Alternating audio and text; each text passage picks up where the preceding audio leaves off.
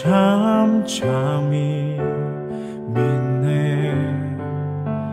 거친 파도 날 향해 와도 주와 함께 날아오르리.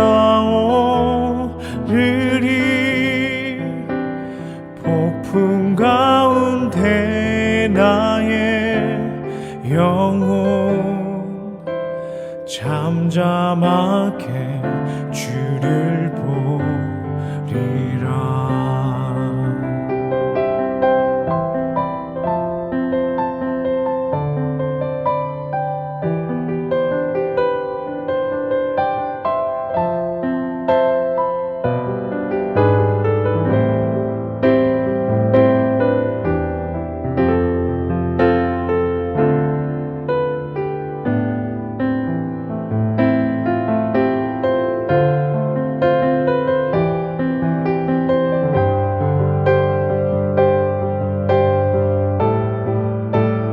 거친 파도 날 향해 와도 주와 함께 날아오르리.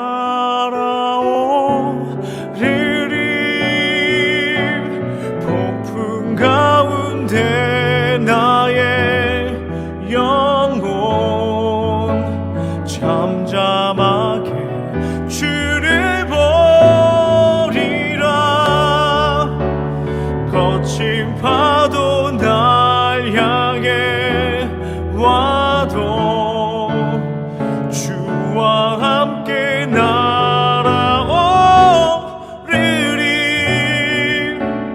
폭풍 가운데 나의 영혼 잠잠하게 주를 보리라.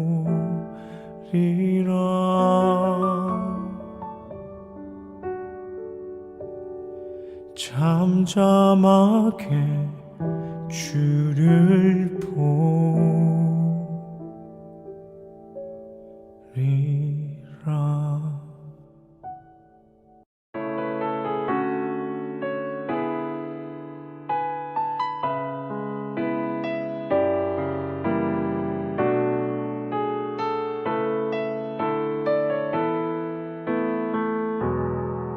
전능하신 나의 주 하나님은 능치 못하실 일 전혀 없네. 우리의 모든 간구도 우리의 모든 생각도 우리의 모든 꿈과 모든 소망도 신실하신 나의 주 하나님은 우리의 모든 괴로움 바꿀 수 있네. 불가능한 일 행하시고 죽은 자를 일으키시니 그를 이길 자 아무도 없네. 주의 말씀 의지하여 깊은 곳에 금을 던져 오늘 그가 놀라운 일을 이루시는 것 보라. 주의 말씀 의지하여 믿음으로 금을 던져 믿는 자에게 눈치 못함 없네.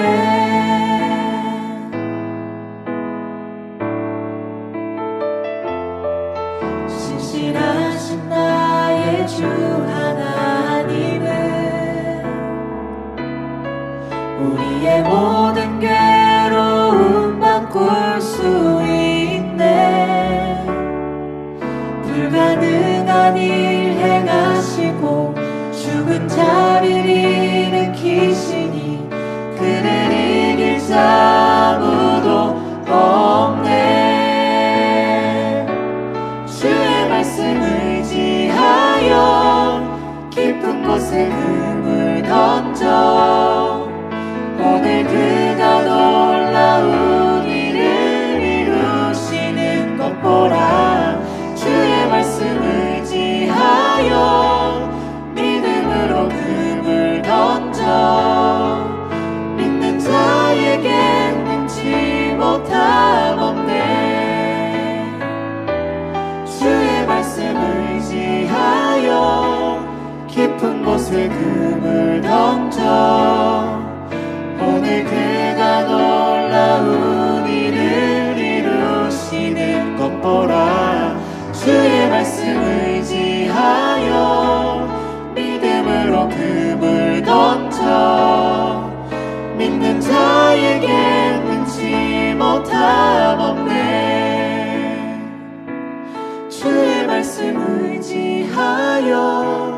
깊은 곳에 금을 던져 오늘 그가 놀라운 일을 이루시는 것 보라.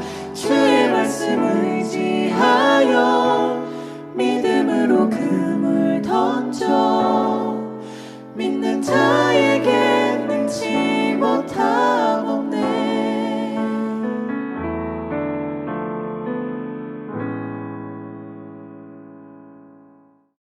오늘의 말씀 로마서 2장 12절로 16절 말씀 봉독하겠습니다. 무릇 율법 없이 범죄한 자는 또한 율법 없이 망하고 무릇 율법이 있고 범죄한 자는 율법으로 말미암아 심판을 받으리라.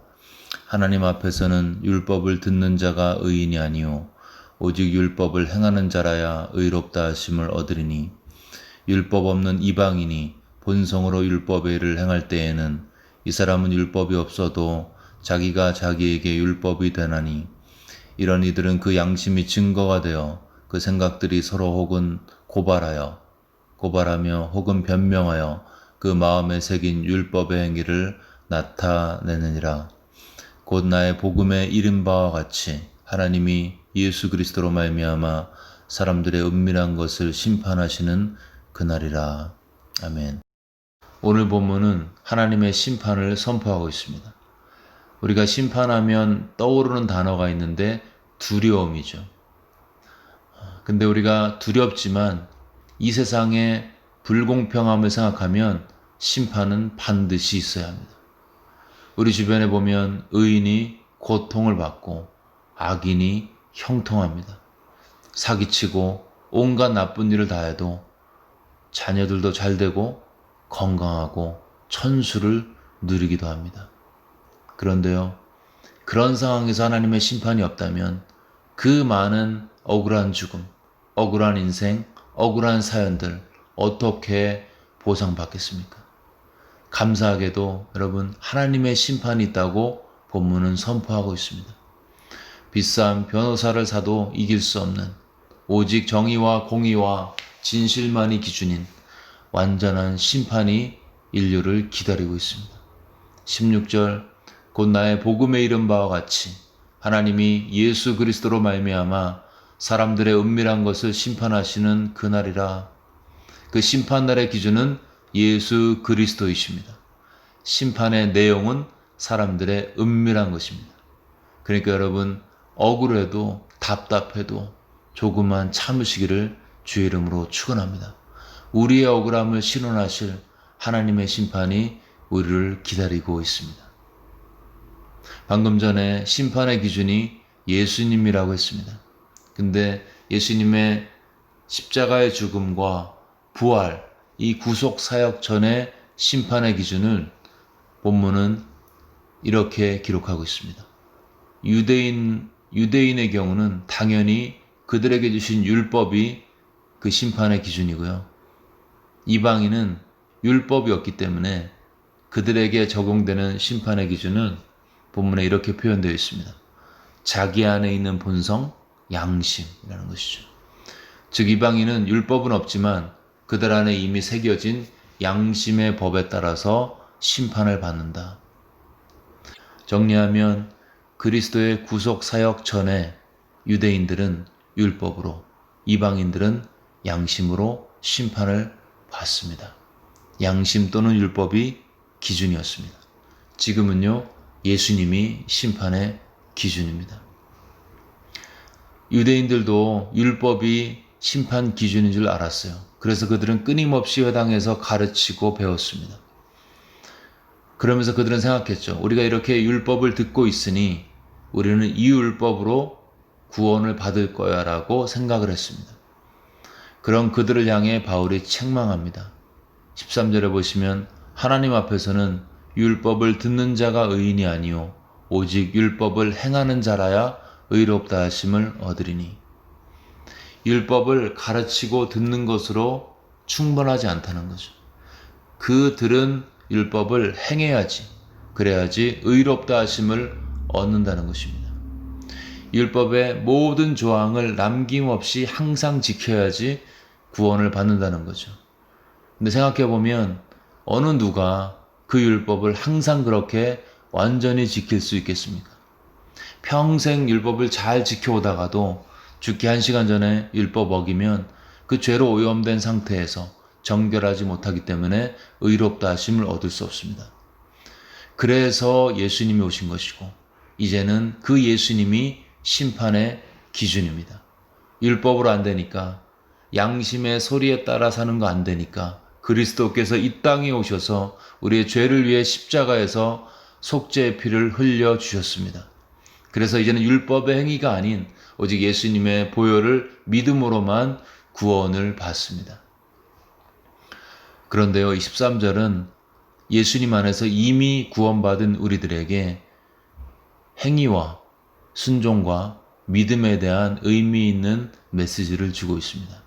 여기 보면 듣는 자가 나오고 행하는 자가 나옵니다. 영어로 name it, own it syndrome. name it, 어떤 것을 말을 하면 own it, 그것을 마치 가진 것처럼 착각을 한다는 거죠. 우리가 유대인들이 율법을 언급을 하면서 마치 율법을 지킨 것처럼 착각을 했었습니다. 근데 이것을 예수님 안에 있는 우리에게 적용해 보면, 제가 목사로서 어떤 설교를 은혜롭게 말하거나 또는 은혜롭게 큐티하고 나면 마치 그것이 내가 이미 그것을 소유하고 있다고 착각을 할 수도 있다는 것이죠. 그런데요, 말씀을 듣거나 말하는 거하고 그것을 순종하여 말씀을 체험하는 거하고는 하늘과 땅이 다르듯이, 플러스와 마이너스가 다르듯이 다른 것입니다. 우리는 오직 예수님의 보혈의 공로를 믿음으로만 구원받습니다. 그 어떤 다른 추가적인 일이나 행동이나 순종이 구원의 조건이 될 수 없습니다. 그러나 진짜 살아있는 믿음은 단순히 머릿속의 믿음에 머무를 수 없습니다. 진짜 살아있는 은혜는 입으로만 그치지 않습니다. 보이지 않는 믿음은 보이는 삶의 영역에서 어떤 변화를 가져오게 되어 있습니다. 예수님께서 마태복음 5장 7장에서 주옥과 같은 하나님의 말씀을 선포하신 후에 7장 마지막의 결론을 모래 위에 지은 집과 반석 위에 지은 집으로 마무리하셨습니다. 모래 위에 지은 집과 반석 위에 지은 집은 겉으로 봐서는 차이가 없습니다. 똑같습니다. 그런데 비가 오고 창수가 나고 환란의 바람이 불 때 차이가 생기죠. 모래 위에 지은 집은 무너지고 반석 위에 지은 집은 끄떡이 없습니다. 차이가 무엇인가? 주님 말씀하십니다. 나의 이 말을 듣고 행하지 아니하는 자는 그 집을 모래 위에 지은 어리석은 사람 같으리니, 모래 위에 집을 지은 사람은 말씀을 듣긴 했는데 행하지 않은 것이죠. 반석 위에 지은 사람들은요, 누구든지 이 말을 듣고 행하는 자는 그 집을 반석 위에 지은 지혜로운 사람 같으리니, 이 반석 위에 집을 지은 사람들은 말씀을 들을 뿐만 아니라 한 스텝 더 나아가서 그 들은 말씀을 순종했다고 말씀하고 있습니다. 그러니까 결정적이고 유일한 차이는 순종이었습니다. 그리고 이 복음의 관점에서 이 순종은 구원의 조건이 아닌 구원의 2차적인 결과물입니다. 구원이 먼저 이루어지고 나면 거듭난 내면은 구원받은 자답게 살아가게 되는 것이고, 이것이 순종으로 이어지게 되어 있습니다. 생각해보면 이 말씀이 맞습니다. 살아있는 믿음은 순종이 따르게 되어 있다. 예를 들어서 내가 억울하게 매도를 당하고 있어요. 그럴 때 세상은 말하죠. 참으면 병된다. 바로 응징하라. 주님은요, 악한 자를 대적하지 마라. 누구든지 내 오른편 뺨을 치거든 왼편도 돌려달라. 물론 우리들은 저를 포함해서 갈등을 하죠. 근데 정말 회개해서 예수가 주인된 성도는 말씀을 들으면서 또 기도 가운데 누가 생각나냐면 예수님이 생각이 납니다. 아, 나의 주님도 이렇게 억울하셨지. 십자가에서 자신들을 위해 죽는데 정작 그들은 예수님의 얼굴에 침을 뱉고 능멸했을 때 얼마나 우리 주님이 억울하셨을까. 이러면서 마태복음 5장 말씀이 생각이 날 것입니다. 악한 자를 대적하지 마라. 악한 자를 대적하지 마라. 너희 원수를 사랑하며 너희를 박해하는 자를 위하여 기도하라. 너희 원수를 사랑하라. 이렇게 해야 한다는 당위성은 예수님의 말씀에 대한 기억으로 생기고, 그렇게 살 수 있는 내적인 파워는 예수님의 십자가와 부활을 깊이 생각할 때 우리 속에 용수숨치게 되어 있습니다. 그러면 그 순간에 마음에 들었던 증오와 쓴뿌리와 원망은 눈 녹듯이 서서히 사라지고 나를 매도한 사람을 용서할 수 있습니다.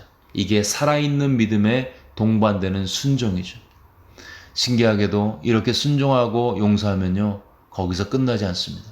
내가 용서했더니 내 안에 천국이 이루어지고요. 내가 용서하지 않았을 때는 머리가 아프고 소화가 안 되고 밤에 불면증 때문에 힘들었는데 용서했더니 다 좋아졌어요. 그리고 내가 진심으로 용서한다고 얘기했더니 나의 원수가 양심의 찔림을 받아서 더 이상 그렇게 안 좋은 말을 하지 않습니다. 자기에게 그렇게 악을 행했음에도 불구하고 자신을 용서한 나에 대해서 좋은 이야기를 하고 돌아다니기를 시작합니다. 그러면 용서한 나는, 환난 중에도 축복한 나는 예수님의 말씀을 그 순간에 체험한 거죠. 정말 예수님 말씀대로 되는구나 라면서 그 믿음이 견고해집니다. 그런 믿음 상태에서는 그 환난이 오고 창수가 나고 비바람이 몰아쳐도 반석 위에 지은 집처럼 흔들리지 않습니다. 사탄의 가모니설에 넘어가지 않고 승리할 수 있습니다. 사랑하는 여러분, 우리에게 위로도 필요합니다. 그런데 어쩌면 우리에게 정말 필요한 것은 살아있는 믿음의 결과로 나타나는 순종이지 싶습니다. 왜냐하면 순종할 때에만 집이 반석 위에 세워지기 때문입니다. 이 반석 위의 집에서는 비가 오고 창수가 나도 평안히 거할 수 있습니다. 하나님은 무너진 모래집에서 울고 있는 우리에게 위로를 해주십니다. 그리고 다시 기회를 주십니다. 그러면서 너희가 이제는 모래 위에 지은 집이 아닌 순종함으로 반석 위에 지은 집을 짓자라고 권면하십니다. 그리고 이 순종은 살아계신 그리스도와의 생명력 있는 관계 속에서만 가능합니다. 거창할 필요가 없습니다. 이웃에게 친절하고 가족에게 따뜻한 말 한마디, 그것으로 충분합니다. 목마른 자에게 냉수 한 그릇으로 충분합니다. 이 순종 속에서 우리의 집은 견고히 서가게 될 것입니다.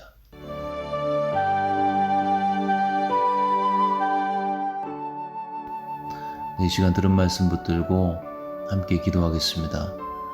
율법의 조문으로 할 수 없는 것들, 양심의 자율성 안에서 할 수 없는 것들, 그것을 예수님께서 당신의 죽으심과 부활로 완성하셨습니다. 구원을 이루어주셨습니다. 예수님께 감사와 감격과 찬양을 드리고요.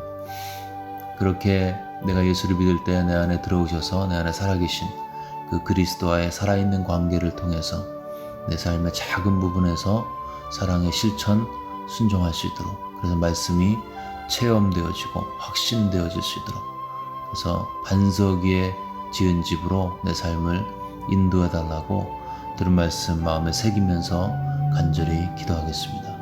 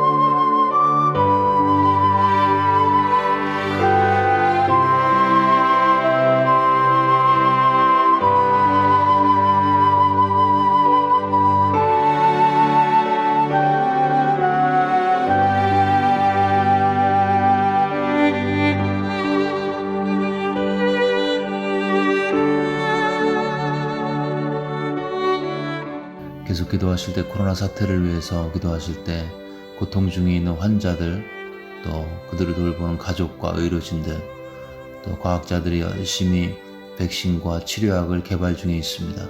이들에게 지혜와 필요한 공급이 이루어질 수 있도록 도와달라고 기도해 주시고, 이 코로나 사태가 길어지면서 우리가 서서히 지쳐가는 것 같습니다. 하나님께서 새 힘을 달라고 용기를 주시고 또 평안함을 달라고 코로나 사태를 위해서 간절히 기도하겠습니다.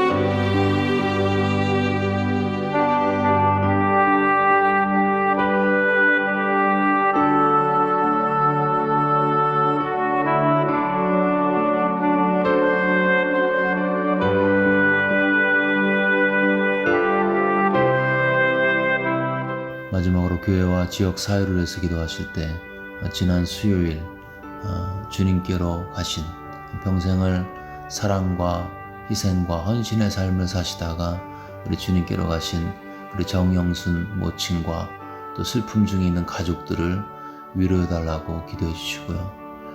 또 아직도 또 병 중에 있는, 입원 중에 있는, 또 외래 통원 치료하며 치료받고 있는 아픈 환자들을 기억하면서 함께 기도하겠습니다. 또한 이렇게 어려운 여건 속에서 많은 사람들이 마음이 가난해지는데 그들에게 복음이 증거될 수 있도록, 또 우리가 적극적으로 목장을 통해서 또 관계를 통해서 하나님의 복음을 증거하여서 복음의 부흥이 일어날 수 있도록 도와달라고 교회와 지역 사회를 놓고 함께 기도하겠습니다.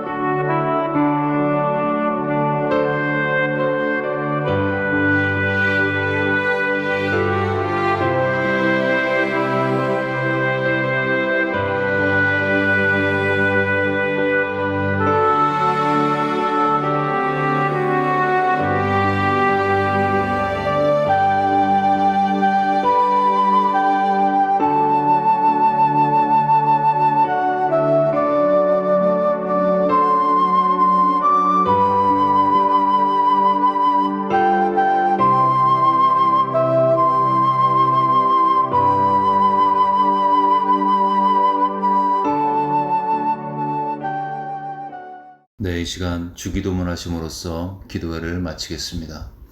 하늘에 계신 우리 아버지여, 이름이 거룩히 여김을 받으시오며 나라가 임하옵시며 뜻이 하늘에서 이루어진 것 같이 땅에서도 이루어지이다.